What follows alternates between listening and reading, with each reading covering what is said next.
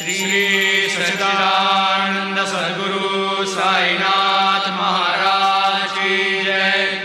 आरती साई बाबा सौख्यदातार जीवा, चरण रजतळे द्यावा दासा विसावा, भक्ता विसावा। आरती साई बाबा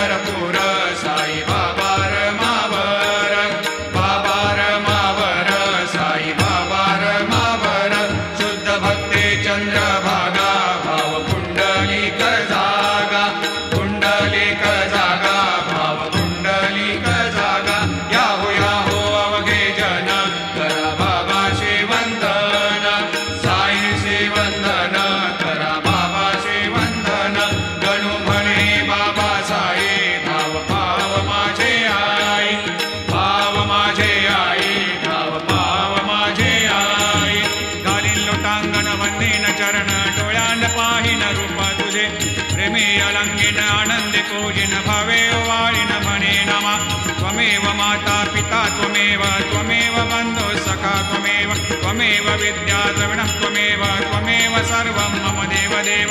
कायेन वाचा मनसेन्द्रियैर्वा बुद्ध्यात्मना वा प्रकृतिस्वभावात् करोमि यद्यत् सकलं परस्मै नारायणायति समर्पयामि। अच्युतं केशवं रामनारायणं कृष्णदामोदरं वासुदेवं हरि श्रीधरं माधवं गोपिकावल्लभं जानकीनायकं रामचन्द्रं भजे। हरे राम राम राम हरे हरे, हरे कृष्ण कृष्ण कृष्ण हरे हरे। श्री गुरुदेव दत्त। अनंता तुला ते कसे रे स्तवावे, अनंता तुला ते कसे रे नमावे। अनंता मुखाचा शिणे शेष गाथा, नमस्कार साष्टांग श्री साईनाथा। स्मरावे मनी त्वत्पदा नित्य भावे, पुरावे तरे भक्तीसाठी स्वभावे। तरावे जगातारुणी मा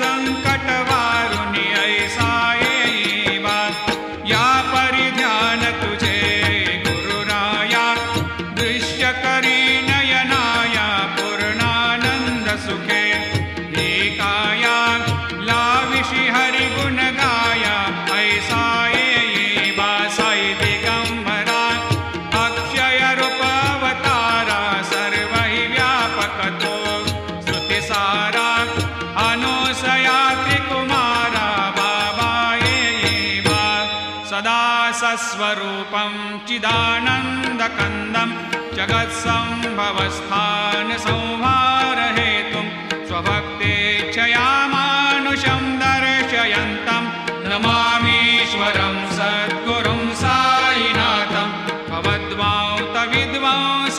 भवद्वांतविद्वांसमार्तण्डमीड्यं मनोवागतेतं मुनिर्ध्यानगम्यं जगद्व्यापकं निर्मलं निर्गुणत्वां नमामीश्वरं सद्गुरुं साईनाथं भवाम्भोधिमग्नार्दितानां जनानां स्वपादाश्रितानां स्वभक्तिप्रियाणां समुद्धारणार्थं कलौ सम्भवन्तं नमामीश्वरं सद्गुरुं साईनाथं सदा निम्बवृक्षस्य मूलाधिवासात् सुधास्राविणं तेक्तमप्यप्रियन्तं तरुं कल्पवृक्षाधिकं साधयन्तं नमामीश्वरं सद्गुरुं साईनाथं सदा कल्पवृक्षस्य तस्याधिमूले भवद्भावबुद्ध्या सपर्यादिसेवां नृणां कुर्वतां भोक्तिमुक्तिप्रदन्तं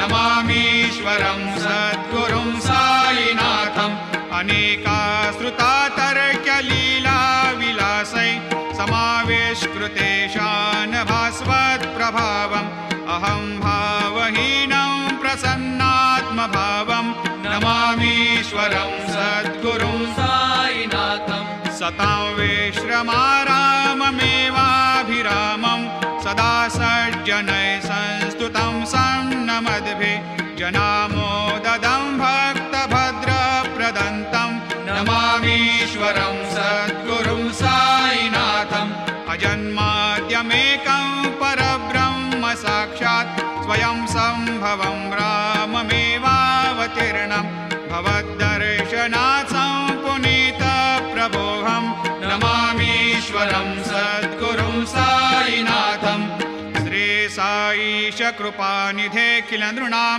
सर्वार्थसिद्धिप्रदा युष्मत्पादरजप्रभावमतुलं धातापि वक्ता क्षमः सद्भक्त्या शरणं कृताञ्जलिपुट सम्प्रापितोऽस्मि प्रभो श्रीमत्साई परेश पादकमलान् न्यान्यच्छरण्यं मम सायिरोपधर रागोत्तमं भक्तकामविबुधद्रुमं प्रभुं माययोपहत चित्तशुद्धये चिन्तयाम्यमर्निशं मुदा शरत्सुधांशो प्रतिमं प्रकाशं कृपातपत्रं तव साईनाथ त्वदीयपादाब्जसमाश्रितानां स्वच्छायया तापमपाकरोतु उपासनादैवत साईनाथ स्तवैर्मयोपासनिना स्तुतस्त्वं रमेन्मनोन्मे तव पादयुग्मे भृङ्गो यथाब्जे